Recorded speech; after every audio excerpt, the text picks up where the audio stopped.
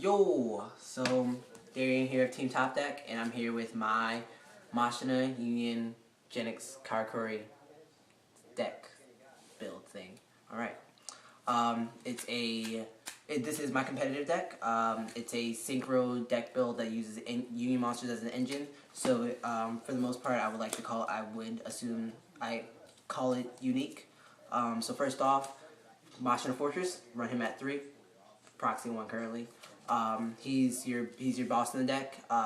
You can discard machine type monsters from your hand to special that's equal level 8 to special summon him from your graveyard or hand. The great thing about him is he can count as his own fodder. So as long as he's in level 7, so as long as he's in your hand with any other machine type monster, you can special summon him right off the back. Then we have 3 Gearframe. Gearframe searches your fortress. He's a cool guy. He also searches other Machina monsters. So we also have 3 Peacekeeper. Since this is a Union-based engine, he doesn't only search Gearframe, who's also a Union monster. He searches my platforms, which I will get into in a second. And then we have the 2 Machina Force. He can be searched by Gearframe, so you can just drop him from your hand to grab the fortress from your graveyard. We have, and for the Genex part of the deck, I run 2 Birdman. He bounces a monster from your field, and then you can special summon him. He's removed from play when he's removed from the field. The great thing about him is I can bounce my Gearframes, and then I can reuse their effects, and then I can synchro for level 7 right off the back. And he's a Genex tuner, so it gives me access to those Genex synchros that I like so much.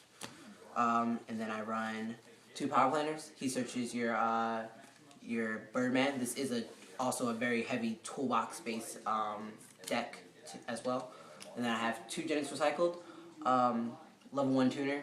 The great thing about him is he gives me access to level 8 and other generic Genex synchros that only require Genex tuner.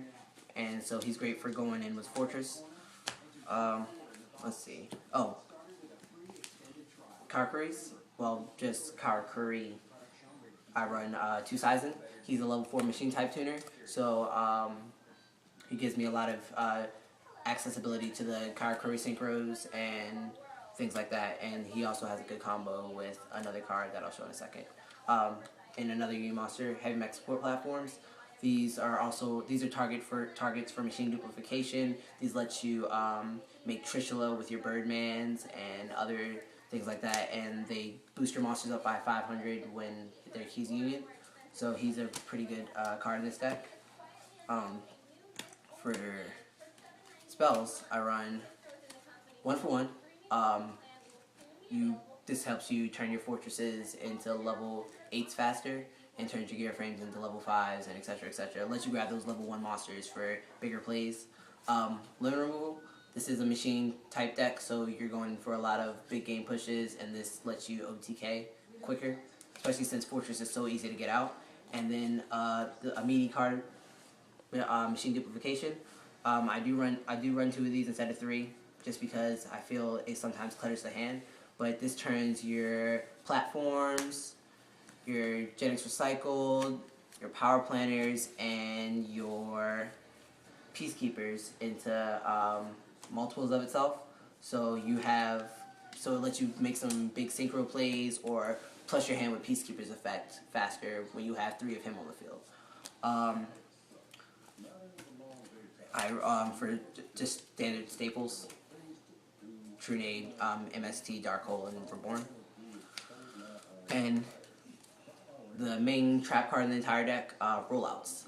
They equip 1 Union monster from your graveyard to a monster on the field, because that's why I make sure every monster in the deck is machine type. So I can Union things like Gearframe and Peacekeeper, who can only be Union 2 machine type monsters from my graveyard, and then special summon them. A great thing about this card is Saizan, since he's a level 4 machine type monster, I can activate rollout, grab a Gearframe from my grave, special summon the Gearframe, and then synchro for 8, which is pretty good in this deck. And then standard trap, my negations, Solemn Judgment, Magic Jammer, and 7 tools. A lot of people aren't running Magic Jammer, but I see with things like plants and 6AMs, a lot of their big game plays start with a magic card, so being able to negate that without having to pay half my life points with Judgment is really good. And then other standard traps. Machina Force and the 2 Bottomless. I do side the Bottomlesses out for 2-dimensional prisons, and then in rotation for that, I side those in for compulses, just to keep my opponent ready for keep my opponent not on edge on what I'm going to be siding in. I do tech Blast Spheres, and I also side in Gales. So here's the synchros, the main ones that you're going to be synchro for in this deck. We have our Genex Ally Axel. He's a level 8 Genex monster who requires a Genex tuner. His effect, discard 1 card from your hand, especially summon a level 4 or lower machine type monster from your graveyard. Its attack is doubled, and it's removed from play during the end phase, and it can't attack directly. He allows you to do some big synchro plays without overextending your field or your hand. And he turns your Gearframes into 36 beat sticks, so you can beat over their Sheeans, their Scrap Dragons, their Red Dragons, and then not have to worry about losing your monsters, even though you're gonna lose your Gearframe during the end phase. But it's a big minus. It's a minus on their part, and you can handle it afterwards.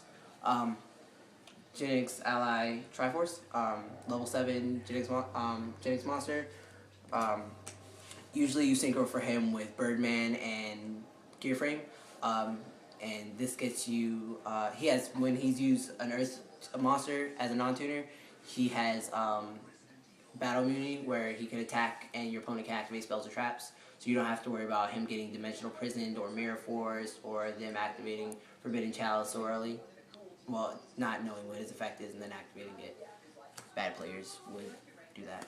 And then these guys. You can synchro for these very frequently in the deck, because Fortress turns into level 8, Recycled and Power Planet turns to level 2, and then you get your SSD. Yeah. So, subscribe to our channel, and check out our channel, because our channel is great. Wink.